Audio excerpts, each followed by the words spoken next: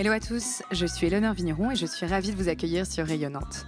Dans ce podcast, je pars à la rencontre de personnalités inspirantes qui rythment l'actualité ou l'innovation à Nantes et dans la région. Ensemble, nous discutons de leur parcours de vie, de l'origine de leurs projets et de leur vision de l'entrepreneuriat nantais. Rayonnante, un podcast original à écouter quand vous le voulez sur toutes vos plateformes de podcast. Aujourd'hui, j'ai l'honneur d'accueillir Anatole Rubin, champion de France de para-judo et récemment sélectionné pour représenter la France aux Jeux paralympiques de Paris dans la catégorie malvoyants et moins de 60 kg. Dans cet épisode, Anatole nous partage son parcours exceptionnel. Son enfance et la découverte du judo, ce jour où à 7 ans, assis au fond de la classe, il ne distingue plus le tableau, la série d'examens qui s'ensuit et qui révèle une maladie génétique rare, une dégénérescence précoce de la rétine qui affecte sa vision centrale. Et la suite, l'impact de cette maladie sur son quotidien, son évolution impressionnante dans le sport de haut niveau et son incroyable palmarès jusqu'à sa participation aux Jeux paralympiques le 5 septembre 2024. Un épisode entre résilience, détermination et excellence sportive qui parlera à tous les auditeurs inspirés par les parcours hors du commun. Bonne écoute. Bonjour Anatole. Bonjour. Bienvenue dans Rayonnante. Merci de m'accueillir. Comment tu vas ce matin ? Très bien. Eh bien, écoute, je suis ravie d'enregistrer cet épisode avec toi aujourd'hui. Et je te remercie surtout d'avoir accepté mon invitation, Anatole, parce que là, tu dois avoir un agenda assez chargé en ce moment. Anatole, tu as 32 ans. Depuis quelques semaines, tu es champion de France para-judo et athlète sélectionné pour les Jeux paralympiques de Paris 2024, où tu combattras dans la catégorie malvoyants et moins de 60 kg. Mais donc, du coup, avant de parler de tout cela, je voulais savoir pourquoi et quand est-ce que tu t'es installé à Nantes, toi qui es né à Clermont-Ferrand. J'étais sur Paris avec mon ex-compagne. Et on avait envie de partir de Paris et on a eu l'envie de couper les ponts avec la grande ville d'un coup. Donc on est parti vivre en Guadeloupe. Et à notre retour, en fait, on s'est dit mais où est-ce qu'on va aller ? Ma belle famille habitant à Guérande, et Nantes en fait presque est tombée sous le sens parce que elle connaissait. Moi, j'avais fait 2-3 petites incursions dans cette ville. Et donc, je me suis dit, allez, feu, on teste. Plus, on avait un hébergement sur le moment. Donc, on s'est dit, on y va, on voit ce que ça donne. Et voilà, feu, banco, on est venu. Et du coup, Anatole, j'aimerais bien qu'on parle de ton enfance, puisque tu as des parents qui sont médecins et vétérinaires sans frontières. Et donc, je me demandais d'où te vient cet amour du sport. Ma mère était médecin sans frontières, vétérinaire sans frontières. On est parti vivre 3 ans et demi au Cambodge, de par leur métier. Et quand on est revenu, on s'est installé à Troyes. Et en fait, quand on est revenu, mes parents voulaient qu'on fasse du sport. Mon père voulait qu'on fasse un art martial et le judo l'attirait bien, alors que ni l'un ni l'autre ne l'avait fait. Donc ils nous ont mis au judo. Et on avait un peu comme consigne d'aller jusqu'à une certaine ceinture pour au moins aller jusqu'à un certain endroit de ce sport. Mon frère et ma sœur... C'est vous les enfants, vous étiez combien ? On est 3. J'ai une petite sœur et un petit frère. Et en fait, eux deux se sont arrêtés un peu à aller... Au moment où mes parents ont dit vous avez le droit d'arrêter à ce moment-là. Et moi, j'ai continué en faisant de la compète. Et j'ai continué grossièrement jusqu'à la fin de mon lycée, avant d'attaquer mes études de kiné. Et tout de suite, tu as aimé le judo ? Ouais, j'ai adoré. En plus, j'étais dans un petit club familial. Ma maman était la présidente du club. C'était plus administratif. Ah oui, toute la famille était investie. Ah ouais. Et puis attention, quand ils venaient en compète... Et alors Anatole, tu as 7 ans lorsqu'on te diagnostique la maladie de Stargardt. C'est une maladie génétique qui prend la forme d'une dégénérescence précoce de la rétine. Donc concrètement, ta vision centrale, qui est la vision qu'on utilise pour lire, pour regarder la télévision, pour reconnaître des visages, est affectée. C'est ça. On pourrait la comparer, pour ceux qui connaissent, à la DMLA pour les personnes âgées. Donc voilà, mais ça, c'est infantile. Donc ouais, c'était à 7 ans. Tu te souviens de cette journée ? Alors, je ne sais pas exactement pile poil si c'est cette journée. Je sais juste que en tout cas, mon esprit a cloisonné un souvenir. C'est que j'étais au fond de la classe, un peu le neuneu qui fait des bêtises au fond de la classe. J'arrivais plus trop à voir au tableau. Et donc, j'en ai parlé. On a fait des examens, vous savez, les petits examens avec toutes les petites pointes, les petits trucs de couleurs où tu essaies de voir un chiffre à l'intérieur ou des trucs comme ça, là, les ronds avec plein de couleurs. Ah non, je vois aucun chiffre. Et donc là, on a commencé à se poser des questions. T'es allé voir un médecin spécialiste pour faire ça ? Non, c'était le médecin à l'école au début. Ah oui, le médecin de l'école ? Ouais, tu sais, visite médicale de première intention. Et puis après, en fait, on a gravi les échelons parce que au fur et à mesure, on se rendait compte que c'était pas si normal que ça. Et donc après, il y avait un spécialiste basse vision à Troyes, parce qu'on est en Champagne, dans l'Aube. Et après, on est allé à Paris pour diagnostiquer la maladie, quoi. Donc ça a été un processus un peu avant que le diagnostic soit posé. On ne savait pas trop sur quel pied danser. Je sais juste que j'ai le souvenir aussi que je suis passé du fond de la classe à mon bureau collé au tableau tout devant, tout seul. T'étais en CE1 du coup? J'avais un an d'avance, donc CE2. Ah, tu dois être en CE2. C'est une maladie génétique? Tes parents, ils savaient que potentiellement ils pouvaient te Non. transmettre cette maladie? Enfin oui, c'est une maladie génétique et non, ils ne le savaient pas parce que personne ne l'avait déclaré avant. Donc ils étaient tous les deux porteurs sains. Et quand on te diagnostique cette maladie, les médecins te disent quoi concrètement par rapport à ta vue? Que j'ai une pathologie de la rétine, que ma vue centrale va potentiellement dégénérer, mais que ça se stabilisera en fin d'adolescence, entre 17 et 20 ans. C'est le cas? Ça s'est Pas du stabilisé? Non, on s'est rendu compte que finalement cette maladie pouvait avoir un peu des variations et que moi, elle avait évolué. Ces dernières années, j'ai senti que j'avais quand même encore perdu, alors que j'ai 32 ans. Donc pour qu'on se rende compte aujourd'hui, tu vois quoi concrètement? Alors, c'est grossièrement la même chose, c'est juste que ma tâche est énorme par rapport à quand j'étais petit et je vois plus du tout au centre, alors qu'au tout début, en fait, c'était une sorte de flou au centre. Au fur et à mesure, c'est devenu une tâche et la tâche a énormément grossi. Et en fait, au fur et à mesure, j'ai perdu des capacités d'adaptation à la lumière, de gestion des choses en mouvement. Il y a plein de petites choses que là, les couleurs, des choses comme ça. Il y a 1 an et demi, j'ai eu un petit accident qui a fait que j'ai un peu réalisé que j'étais un peu border ces dernières années. Et donc j'ai décidé de passer à la canne blanche. Ça n'a pas été facile. Mais en fait, je me suis rendu compte que ça me détend et ça me fatigue beaucoup moins. Parce que de ce fait-là, j'ai moins de risque de me prendre des poteaux. Les gens m'esquivent. Ils font plus attention. Les gens ne sont plus désagréables quand je les effleure parce que je les ai pas vus ou je les ai vus au dernier moment. Là, c'est les gens qui s'esquivent et qui s'excusent s'ils m'ont effleuré. Donc voilà. Et en fait, par exemple, le centre de Nantes, j'adore, mais ça fourmille. Vraiment, il y a des gens partout. Et c'est trop bien. Mais en fait, le truc, c'est que quand j'avais pas ma canne, et là, les rares fois où, par exemple, je l'oublie, et en fait, je me rends compte à quel point c'est fatigant pour moi parce que j'ai les yeux, la tête tout le temps, tac, tac, tac, tac, tac, en mouvement pour essayer de pas renverser les gens, tout simplement, en fait. Et toi, quand on vous apprend ce diagnostic, toi, tes parents, comment est-ce que vous réagissez? J'avoue que je sais plus trop bien. Moi, j'ai la sensation que j'ai dû m'adapter et que là, j'ai dû suivre un peu ce que conseillaient mes parents. Il y a un peu cette image où j'ai eu mes lunettes de soleil, un peu les lunettes à la Daredevil.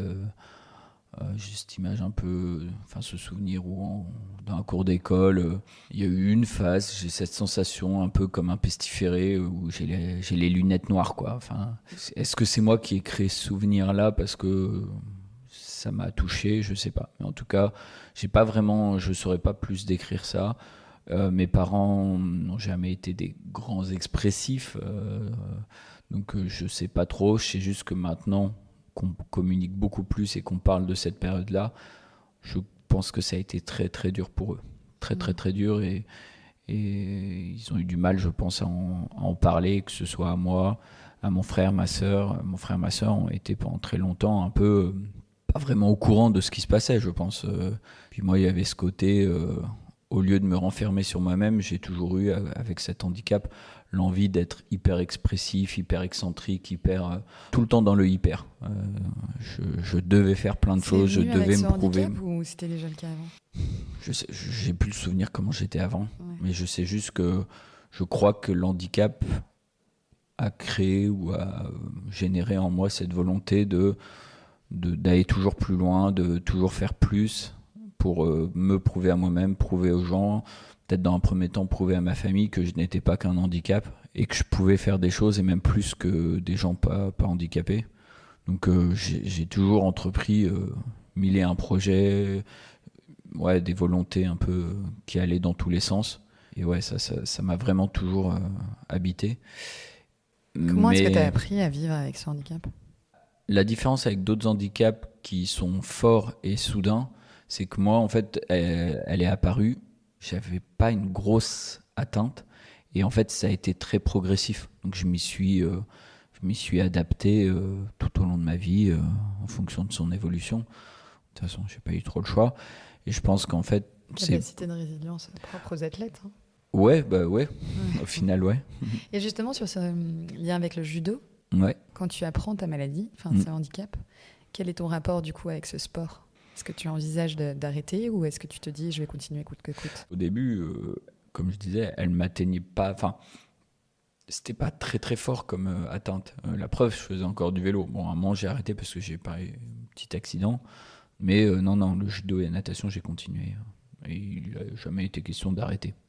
Et tu peux pratiquer le judo avec ce handicap ? Donc la réponse est oui. Mais... Complètement. Ouais.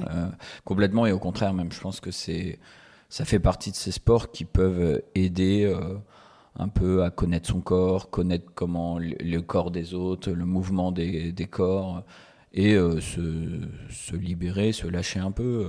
Moi, c'est à partir du lycée, quand je suis arrivé à Paris, que j'ai découvert le monde du para-judo, mais avant, non, j'étais que en valide. Et ça m'a permis d'être dans des clubs, voir des gens valides, et de combattre avec eux, et un peu de me mélanger à eux. Donc c'était hyper intéressant. Et je pense que ça a participé au fait que je ne sois pas reclus et que je me renferme sur moi-même. À l'âge de 14 ans, donc tu disais, tu pars à Paris dans un institut spécialisé qui s'appelle l'Institut national des jeunes aveugles. Ouais, l'INJA, ouais. Donc, à Duroc. Exactement, à Paris, ouais. Tu y suis un cursus scolaire qui est plus adapté à ton handicap ? Ouais, c'est ça. En fait, à la fin de mon collège, les professeurs ont eu peur qu'au lycée, ce soit un peu compliqué de suivre un cursus classique, d'autant plus qu'il y avait le bac de français, donc lire pas mal de bouquins, des choses comme ça. Et en fait, l'INJA, c'est un institut qui est fait exprès pour les personnes malvoyantes. Donc on est dans des classes plus restreintes, où on n'est vraiment pas beaucoup.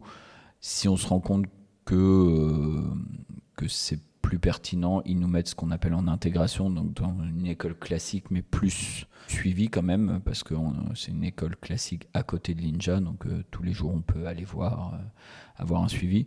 Moi je suis resté dans cet institut, je ne suis pas allé en intégration. Donc dans un premier temps, j'ai fait une première année où j'ai appris le braille, mais j'ai dû faire une vraie seconde après cette année où j'ai appris le braille. Et donc voilà, au tout début, ça a vraiment été compliqué, cette arrivée, parce que 14 ans, c'est quand même jeune pour aller en internat. J'avais cette sensation de trahison un peu. C'est handicapé, on s'en sépare un peu. Avec le recul, maintenant, je sais que c'est pas du tout le cas et je sais que ça a participé beaucoup à ce que je suis maintenant. Mais je me souviens avoir été un peu dans le dur, surtout quitter tes copains, quitter cette promesse d'aller dans le lycée qui était trop cool dans la ville, mon club de judo, mon club de natation, enfin tout quitter quoi. Donc c'est vrai que ça a été... Pour le saut dans l'inconnu. Ouais, c'est ça, c'était un peu compliqué, mais au final, très rapidement, je me suis rendu compte que c'était cool quand même. Très rapidement, ils t'évaluent au niveau locomotion. Ils se sont rendu compte que je pouvais me déplacer, donc j'avais un peu de liberté pour sortir un peu dans Paris. Et t'as continué le judo ?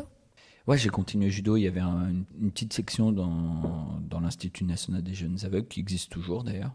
Il parlait du judo justement tout à l'heure en disant que c'était un sport que tu pouvais faire avec un handicap visuel, parce qu'on a l'impression qu'au contraire, on a besoin de voir... Enfin, moi, je connais pas bien ce sport, mais j'ai l'impression que tu as besoin de tes yeux pour voir l'adversaire, pour voir quel coup, pour anticiper même les coups qu'il va te donner.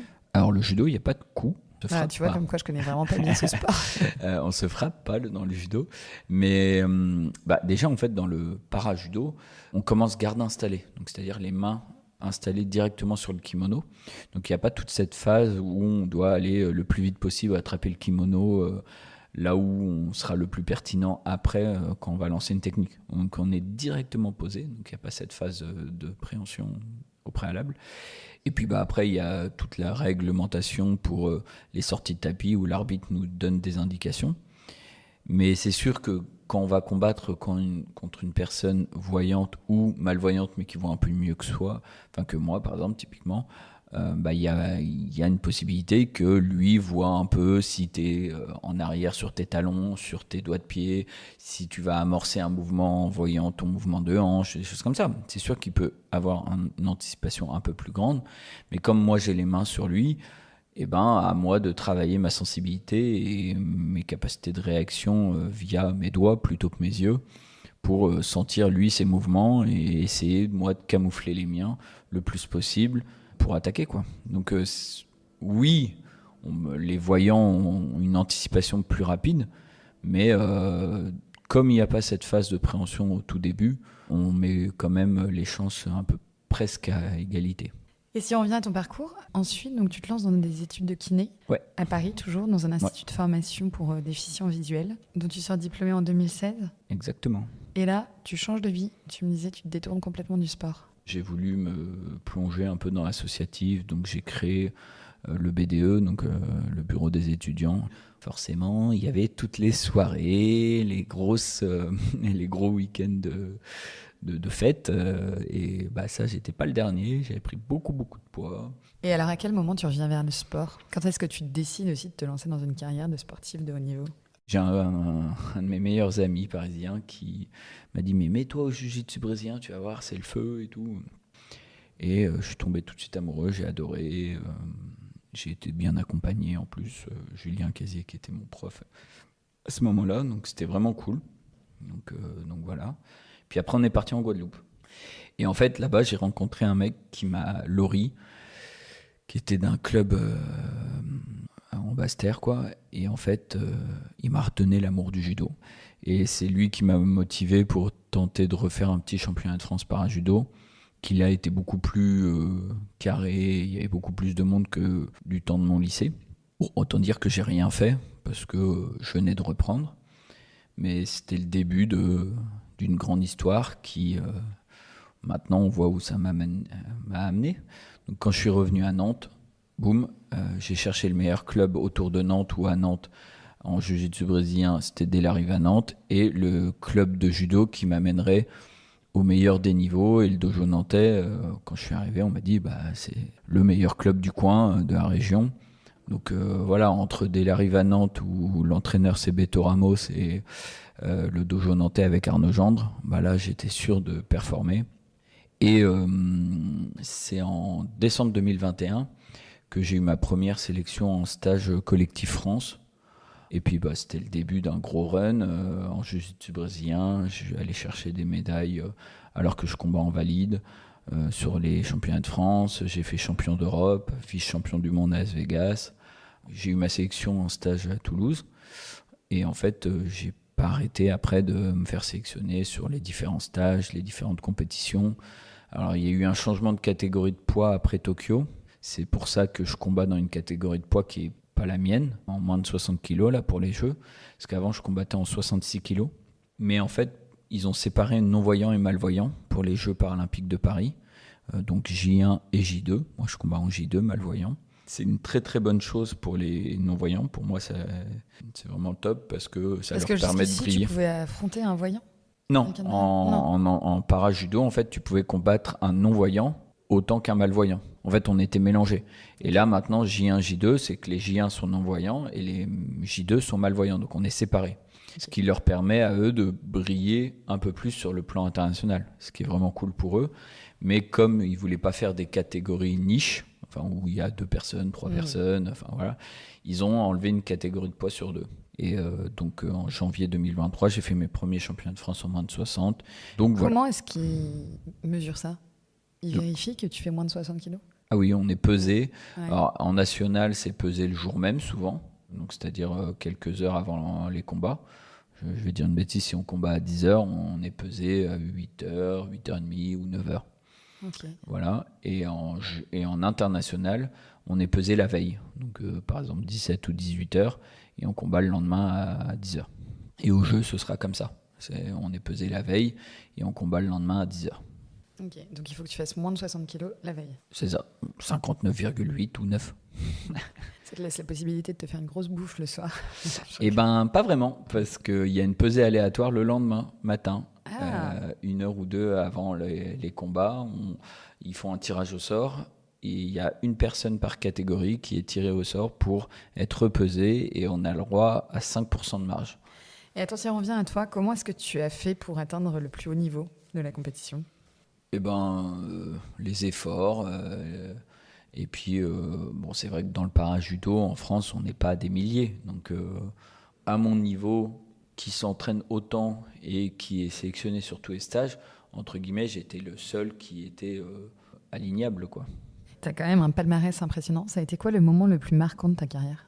En parajudo, c'était au championnat d'Europe à Rotterdam l'année dernière. En fait, quand je gagne un de mes combats, en fait, je sors du combat et mes parents qui n'ont pas forcément l'occasion de venir à beaucoup de compétitions internationales parce que quand on va à Tokyo, mes parents vont pas faire un aller-retour pour venir me voir. Mais là, Rotterdam, c'était pas très loin. Et je vois, je la reconnais pas au début, mais j'entends sa voix. Ma mère sauter des gradins et venir me faire un gros câlin. Je sais plus ce qu'elle me dit, mais je me souviens juste de sa joie avec des larmes de joie et moi qui la prendre. Enfin, c'était un moment juste extraordinaire, magnifique. Donc c'était très très beau. C'est un de mes plus beaux moments. Ouais, non, c'était cool. Et puis Christophe Gagliano, qui est mon entraîneur, pareil, qui me serre la main et qui me prend dans ses bras, c'était très fort comme moment. Et en jiu-jitsu brésilien, c'est quand je gagne mes championnats d'Europe. Je suis arrivé, mais vraiment, j'ai envie de dire presque comme un touriste. J'étais plus stressé pour ma pesée que pour les combats. Et en fait, donc j'attendais pour mes combats et je les ai fait l'un après l'autre, mais je papotais, je tchatchais parce que je parle beaucoup avec les mecs qui étaient autour et tout. Et puis je passe un tour, 2 tours, 3 tours. Et en fait, au 4e tour, je le gagne. Je sors et alors, en plus après il y a eu une grosse hype autour de ça parce que je gagne tous mes combats avec la même soumission parce que ma spécialité en jiu-jitsu brésilien c'est les étranglements, donc c'est un étranglement en particulier et en fait je gagne tous mes combats là-dessus, donc voilà. Et puis en fait je me dis bon allez un de plus, tac, je sors du combat et il y avait mon entraîneur qui était à côté et là je le vois mais tout excité, ouais t'es champion d'Europe et tout, et je dis mais ouais mais sans vraiment écouter ce qu'il me dit et en me disant bon allez suivant. Et en fait là je m'arrête, je reviens vers lui et je dis quoi? Il dit bah tu viens de gagner, t'es champion d'Europe. Et en fait j'étais tellement, je sais pas si on dit en transe autre part, que j'avais même pas réalisé. Et là par contre mais il y a une bulle d'émotion qui a pété et en fait on s'est pris dans les bras avec mon entraîneur là, Beto Ramos. Et ça a été mais l'émotion. Et pareil lui, je sais pas s'il a pleuré mais moi j'avais les larmes aux yeux et c'était waouh, c'était dingue quoi. La veille au soir avec mon meilleur pote qui d'ailleurs m'a mis au jiu-jitsu brésilien, Franck, euh, on était là, si on passe un tour c'est déjà cool, c'est vraiment c'est un gros niveau et tout. Et là mais je me retrouve dans les bras de mon entraîneur qui pour moi est en jiu-jitsu brésilien vraiment très très bon. Et en fait, j'ai décroché le titre de champion d'Europe et j'ai trouvé ça. Enfin, c'était fou, quoi. Et puis, ce qui s'est passé derrière, c'est que tout le monde a été hyper hypé parce que, voilà, j'étais le petit malvoyant qui, en jiu-jitsu brésilien, se balade avec sa canne blanche et en fait, sort des mecs et tous avec la même soumission. Enfin, c'était. Dans ce sport-là, c'était cool, quoi. Ça avait vraiment un rayonnement.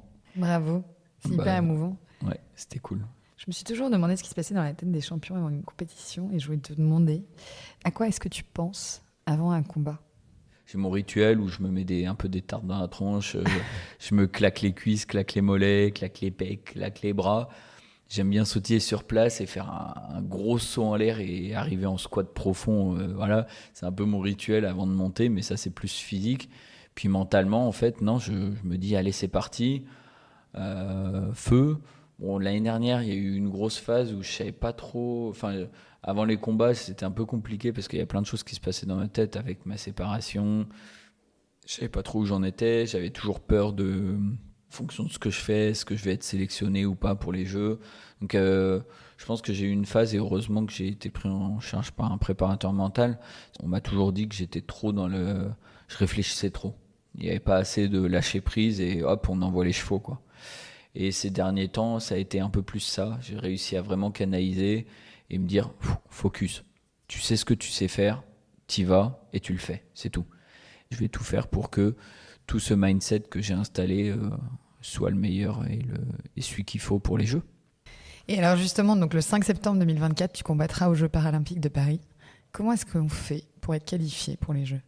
On nous a mis plusieurs critères. Donc, il y avait des critères d'entraînement, des critères de présence, des critères de performance. Fallait être sur la ranking, donc le classement international. Fallait être dans les 20 premiers.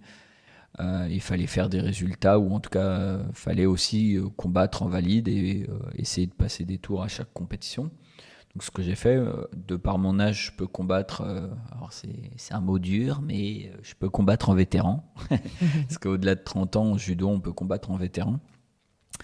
Et donc je faisais les compétitions vétéranes, je faisais les compétitions seniors. Enfin voilà, j'essayais d'être sur tous les plans pour moi engranger le plus de combats possible et puis me prouver à moi-même et prouver un peu à l'équipe que voilà, je m'investissais à 100%, 200% et que j'étais là et que je voulais vraiment me faire sélectionner. Et donc au fur et à mesure, j'ai été pris sur plusieurs grands prix internationaux, l'année dernière championnat d'Europe et championnat du monde. Et la France aurait très bien pu me dire, en fait, on va aligner personne parce que c'est trop d'investissement pour au final que tu fasses rien. Donc là, ils ont décidé de me faire confiance.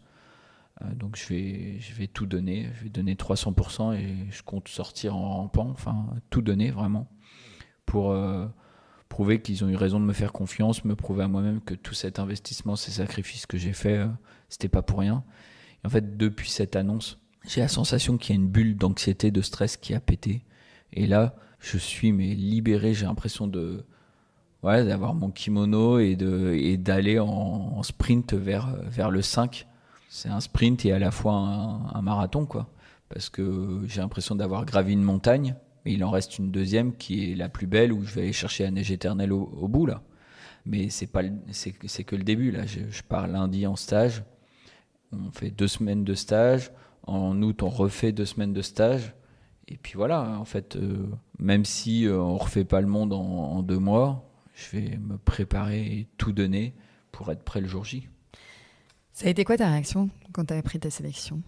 Quand on m'a appelé, parce que je l'ai su un petit peu avant ma présélection, parce que là, pour l'instant, on parle de présélection.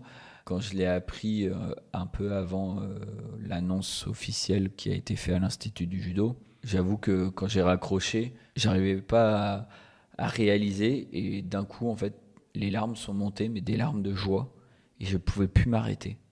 Je pouvais plus m'arrêter, il y avait vraiment comme s'il y avait un truc qui avait lâché. C'était assez... ouais, c'était de la joie. C'était assez dingue.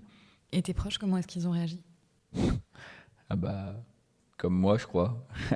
Parce qu'ils ont pu assister à toutes ces derniers mois, ces dernières années où ça a été...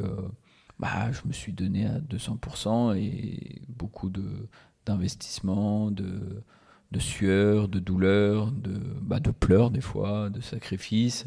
Et voilà, et ils se sont dit, mais waouh, il est arrivé à ce qu'il voulait et maintenant il va aller jusqu'au bout, quoi. Puis mon père, ça a été fort parce que il y a peut-être une partie de moi dans le fond qui a peut-être voulu, alors je ne l'ai pas fait pour lui, mais je me souviens d'une fois, un échange qu'on avait eu quand j'étais minot et on regardait les jeux. Et c'était fou parce que il m'a dit ouais, peut-être qu'un jour tu feras les jeux pour rigoler. J'y suis maintenant. Donc c'était dingue parce que depuis tout petit, moi, les jeux, ça a été un rituel en fait. Et dans le temps, en fait, on était dans un salon où quand on ouvrait le vidéoprojecteur, ça partait du sol jusqu'au plafond parce qu'on n'avait pas une grosse hauteur sous plafond. Et en fait, je me souviens avoir regardé les combats de David Douillet. Comme s'il était dans la pièce, quoi. C'était dingue de regarder haltérophilie, de regarder l'athlé, la gym, mais le judo aussi, quoi. Et en fait, j'ai essayé de jamais trop louper les jeux. Alors, j'ai jamais pu être forcément devant ma télé à chaque fois. Mais encore les derniers à Tokyo, je travaillais à l'hôpital Saint-Jacques à Nantes. Des fois, j'allais faire des rééducations en chambre de mes patients. On mettait la télé, moi j'avais la télé collée à ma tronche parce que sinon je voyais rien et je manipulais le bras d'un patient et en fait on regardait tous les deux les combats de judo ensemble, quoi. Je me souviens avoir regardé les combats de judo, de para-judo de Sandrine Martinet, de Nathan Petit, d'Elios Lachumanaya que je connaissais pas trop avant Et en fait, maintenant, c'est des copains. Ils font partie de l'équipe. Enfin, je fais partie de l'équipe avec eux. C'est des exemples de fous, quoi. Elio, c'est double champion du monde. Pour moi, il va gagner la médaille d'or. Alors, faut pas que je lui dise parce que je veux pas lui mettre la pression, mais pour moi, c'est médaille d'or olympique. Enfin, voilà. Sandrine, c'est une multimédaillée. C'est la maman de l'équipe, quoi. Elle les a toutes faites, les compètes. Ouais, Nathan, à Tokyo, il a fait 5, mais depuis, il a fait des super résultats. Enfin, voilà. Puis il y en a d'autres dans l'équipe, mais je me souviens avoir regardé ces 3-là à Tokyo. C'était vraiment trop cool, quoi. Comment est-ce que tu te prépares pour ces Jeux, mentalement et physiquement? Eh ben, je t'avoue que là, depuis les championnats de France, on nous a dit un peu, entre guillemets, tranquille vacances, en tout cas repos.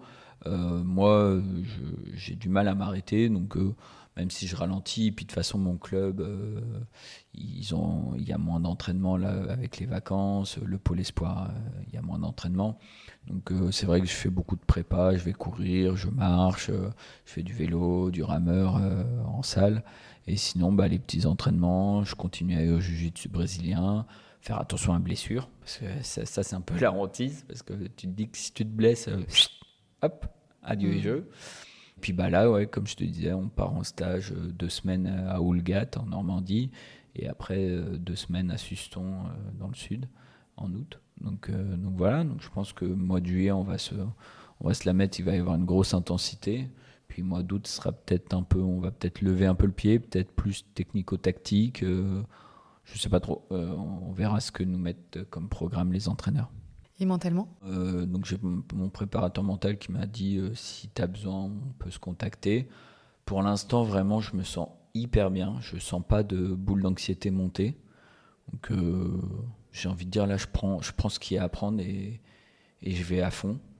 Alors on m'a dit de faire attention juste avant la compète, quand on sera au village olympique, parce que ça risque de prendre tu risques de prendre un tsunami dans la tronche. Le jour J, c'est pareil avec les médias, les gradins, tout ça. Et après les Jeux. Donc je pense quand même que je vais devoir faire quelques petites séances avec mon préparateur mental. Mais là, en tout cas, à l'heure d'aujourd'hui, je me sens d'une prêt à donner tout ce que j'ai en moi. Puis en plus, j'ai trop envie, quoi. J'ai trop envie d'y être. Il te fait quoi comme exercice, ton préparateur mental? Et déjà, truc tout bête, mais il me fait réaliser des choses sur moi-même. Moi, il y avait un exercice, et pour moi, ça a été un des plus importants. Ça a été il m'a demandé quelles étaient mes qualités, que ce soit en judo technique, en physique, en humain et tout, et me demander de savoir est-ce que j'en étais fier. Et ça, je me suis rendu compte que c'était très compliqué pour moi. De donner mes qualités et après de dire que j'en suis fier. J'ai pas réussi au début. Et puis j'ai travaillé là-dessus, j'ai essayé de découvrir un peu et de me dire ouais, ok, toi, t'as ça, ça, ça, ça, ça. Donc il m'a dit il faut que t'en sois conscient, confiant et fier. Ces 3 mots, j'ai essayé de les mettre en application. Donc j'ai essayé d'avoir conscience de mes qualités, de les trouver. Et puis après d'en avoir confiance, d'avoir confiance dans ses qualités. Et puis après d'en être fier, tout ça en même temps si c'est possible. Puis voilà, et ça a été le plus gros de mes travaux. Ouais. C'est quoi tes objectifs, tes attentes pour ce 5 septembre? De tout donner, d'avoir aucun regret et d'aller chercher la plus belle des médailles. Parce que ça reste du judo. Et ouais, ok, il y en a qui sont plus avancés dans la ranking, dans le classement. Il y en a que c'est vraiment des cadors dans le judo. Ils font très très bien judo. Sûrement, peut-être mieux que moi. Mais physiquement, j'ai rien à leur envier. Et techniquement, je me donne toujours à fond. Je pense que j'ai mon épingle à sortir du jeu. Et là où je dis que ça reste du judo, c'est-à-dire que n'importe qui peut se prendre un hippon parce qu'il se prend un déséquilibre, parce qu'il se prend la bonne technique au bon moment. Et voilà, donc en fait, ça reste judo et je suis persuadé de pouvoir sortir mon épingle le jour J. Tu as des défis que tu anticipes pendant cette compétition là, sur lesquels tu sens qu'il va falloir que tu travailles? Tout. Non, il faut que je travaille tout, que j'arrive le jour J armé comme jamais, quoi. Je puisse prendre les gauchers des 10 mecs des 9 mecs qui seront en face de moi. Donc s'il y a des gauchers, que je puisse les prendre, peu importe leur taille, peu importe leur type de technique, que je puisse prendre les droitiers, peu importe leur taille, peu importe leur technique, et que je sois armé surtout, quoi. Donc c'est pour ça, là, les entraîneurs ont prévu, on a des sparring partners gauchers, droitiers, et voilà, on va y aller. Hein. Et je me demandais, quand on a un palmarès aussi impressionnant que le tien, quand on est arrivé aussi loin, là, quand on arrive au jeu, à quoi est-ce qu'on rêve ensuite ? J'avoue que j'ai plein d'envie et en même temps rien du tout pour après. Ouais. Là, c'est focus les jeux. Surtout maintenant que, comme je te dis, cette anxiété, tout est sorti. J'ai vraiment qu'une envie, c'est d'aller au jeu et je penserai au reste après. J'ai pas envie de trop anticiper. En plus, je suis quelqu'un qui est trop dans l'anticipation des fois sur certaines choses. Là, si je commence à réfléchir à l'après, ça va me perturber. Mais il y aura forcément la question en fonction de ce que je fais au jeu. Est-ce que je renquille sur une Olympiade, en sachant que j'ai 32 ans, que ça m'amènera à 36 ? Dans le para-judo, ça paraît pas déconnant, mais voilà. Est-ce que mon corps, est-ce que ma tête aura envie de se remettre cette intensité ? Voilà, j'ai plein de projets. Je sais pas du tout lequel sera le bon, ou il y en aura peut-être plusieurs. Voilà. Mais je sais t'as que des projets quand même. Oui, j'ai plein d'envies, plein de rêves, Là, c'est un rêve qui j'arrive presque au bout de ce rêve-là, et j'en aurai d'autres. C'était quoi la leçon la plus précieuse que tu as apprise jusqu'ici, que tu aurais envie de nous partager ? Il y a un mot, et c'est marrant parce qu'on en parle beaucoup, alors, je vais encore parler du jiu-jitsu brésilien, mais il y a un mot que mon entraîneur me dit souvent. Il a eu un écho en moi assez impressionnant. Et je me rends compte que c'est le mot qui atteste un peu de ma vie, de mon envie d'aller toujours plus loin. Et voilà, l'handicap face à la vie, des choses comme ça, c'est adaptation. Et ça veut dire adaptation. Et en fait, c'est un peu un principe que j'utilise tous les jours. T'es en galère parce que t'as ta canne blanche, tu t'adaptes. Les gens comprennent pas trop, tu leur expliques et eux s'adaptent. Donc c'est adapter les autres, l'environnement à toi ou t'adapter aux autres et à l'environnement. Puis en judo, en jiu-jitsu brésilien, à l'école, tout, tu t'adaptes et tu fais en sorte que les gens s'adaptent si c'est possible. C'est un mot qui, pour moi, en fait, résonne énormément. Est-ce que tu as des mentors qui t'inspirent, qui te donnent envie de te dépasser ? Ouais. En para-judo, il y a un mec, alors je le cite de temps en temps, mais j'ai eu des moments où, waouh, il m'a touché énormément. C'est Cyril Jonard, en fait, c'est un mec qui est sourd et non-voyant et qui combat avec nous. Là, il sera au Jeux de Paris avec nous, en moins de 90 kilos J1, parce que non-voyant. Et en fait, je me dis, c'est un mec qui vit... Il a sa propre matrice un peu. Ça m'impressionne toujours de m'imaginer à quoi il pense, qu'est-ce qu'il a envie de dire. Et il rigole tout le temps. Il a son caractère, hein, mais voilà. Donc en fait, on parle en langage des signes, mais dans ses mains. Et vraiment, c'est quelqu'un qui m'a touché. Et puis attention, hein, il y a un palmarès long comme le bras. Il a été champion olympique à Athènes. Enfin, voilà, il est pas tout jeune. Hein. Donc, et il est là à Paris. Pas longtemps après s'être fait opérer des croisés, il gagne champion du monde la dernière fois. Donc un cador quoi. Après il y a plein d'autres gens qui m'inspirent mais lui vraiment, je sais pas, j'avais envie d'en parler parce que c'est vraiment quelqu'un qui est. Ouais. Quel conseil tu donnerais à ceux qui souhaitent se lancer dans une aventure similaire, tu vois, qui cherchent à développer justement cette capacité de résilience, cette endurance ? Être sûr que vous êtes bien entouré, parce qu'on a besoin de gens autour de nous, que ce soit d'amis, de famille, parce qu'il y a vraiment des moments très durs, comme des moments magnifiques, mais ces moments magnifiques, il faut pouvoir en parler, et les moments durs, il faut pouvoir avoir quelqu'un qui soit là, même juste pour écouter, et puis peut-être te donner des conseils, ou te dire, je suis là. Donc ça, c'est hyper important. Puis après, se donner à 300%. Hein. On va passer sur mes petites questions là sur Nantes. Ouais. Qu'est-ce que tu aimes faire à Nantes ? Alors moi, j'adore me balader. Quand je suis pas en régime, j'adore trouver des petits endroits où je peux grignoter des petites choses. Moi, j'ai découvert par un copain le Alaya Café. Donc les propriétaires ont ouvert aussi l'horizon. Donc C'est 2 pépites, le café penché, le Madeleine. Moi, j'aime bien le petit curieux café qui est à Commerce, et beaucoup plus petit. C'est pas du tout le même style, mais j'aime bien aussi ce côté un peu. Voilà, c'est vraiment trop cool. J'adore, alors, de par peut-être l'handicap, j'adore le parfum. Et en fait, j'ai un copain du jiu-jitsu brésilien. Il a ouvert une boutique à Nantes. C'est Fragrance Passion. Et en fait, c'est que des parfums c'est des gros parfums de niche, c'est des parfums de très haute qualité, donc c'est vrai que c'est un peu cher. Mais lui, il est né, en fait, donc le métier est né, donc il crée des parfums, et donc il a ses parfums à lui. Je suis amoureux de vraiment pas mal de ses parfums. Vraiment, c'est trop bien. Et j'adore aller dans sa boutique, sentir des nouvelles fragrances qui me feraient découvrir et tout. Après, j'ai 2-3 petits restos que j'aime bien. En pizzeria, j'adore Mica Malé. Pour moi, c'est la meilleure pizzeria de Nantes. Enfin, c'est vraiment, elle est à côté du château. C'est des pizzas, donc c'est une spécialité romaine. Elles sont mais délicieuses. C'est vraiment trop bien. J'ai un copain du jiu-jitsu brésilien qui tient la boutique hyper connue en centre-ville de Cookie. Je sais pas si tu connais. Ouais, quartier de Cré, là. Feel Good Bakery, non? Ouais, un truc comme ça, ouais. Ouais, voilà. En fait, la boutique, comme j'arrive pas à la lire. J'ai testé, il y a toujours une queue de dingue. Ah ouais, en fait, moi, c'est un copain qui le tient, donc voilà. La place toute Z, c'est trop mignon. J'adore les petits commerces de quartier, la boucherie traiteur, la fromagerie, le caviste. Il y a un coiffeur. J'ai découvert qu'il y avait une équipe de France de coiffure et que mon coiffeur dans le quartier est champion du monde de coiffure. Donc c'est stylé. Voilà. Qu'est-ce que j'aime d'autre à Nantes? Me balader, tout simplement. En fait, j'ai un copain, Axel, qui m'a fait découvrir Nantes un jour. Il m'a fait vraiment une visite guidée de Nantes.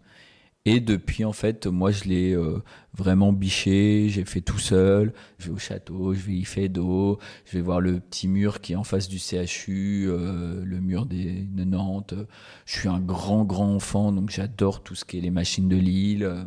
Et pour les Nantais qui aimeraient te retrouver, où est-ce qu'ils peuvent te voir t'entraîner? Alors, on peut me voir au Basic Fit de Saint-Nicolas ou de Malakoff ou de Bouffay, sinon au gymnase de Petit Port dans le dojo, donc c'est derrière la piscine. Sinon, au club de jiu-jitsu brésilien de la Riva qui est à Chapelle-sur-Erne. D'ailleurs, il y a un petit restaurant taille juste à côté qui est une tuerie. Et il y a une brasserie Fillmore qui est un petit restaurant tu peux déguster leur bière sur place et tout. Pareil, qui est top. Donc on peut me retrouver là-bas. Merci Anatole. J'ai une dernière question pour toi. Ouais. C'est quoi ton plus grand souvenir de spectateur des JO? Découvrir le parajudo haut niveau aux Jeux de Tokyo pour Sandrine, Elios, Nathan. Et sinon, c'est quand j'étais minot, voir David Douillet combattre avec mon père et ce vidéoprojecteur qu'on avait loué pour l'occasion, quoi. Merci Anatole. Merci à toi. On se tiendra le 5 septembre. Rendez-vous le 5 septembre 2024. Yep. Soit sur place, soit devant vos écrans. Exactement. Il reste des places encore. Et c'est moins cher que les valides. Et d'ici là, je te souhaite un bel été. Ouais, carrément, toi aussi. Salut. Bravo à toi, cher auditeur, qui est allé au bout de cet épisode. Si tu l'as aimé, merci de le partager largement autour de toi. Et puis si tu veux m'aider à faire connaître et grandir Rayonnante, eh bien tu peux tout simplement mettre 5 étoiles et un commentaire sur l'appli Apple Podcast. Je te souhaite une belle semaine et je te donne rendez-vous dans quelques jours pour un nouvel épisode.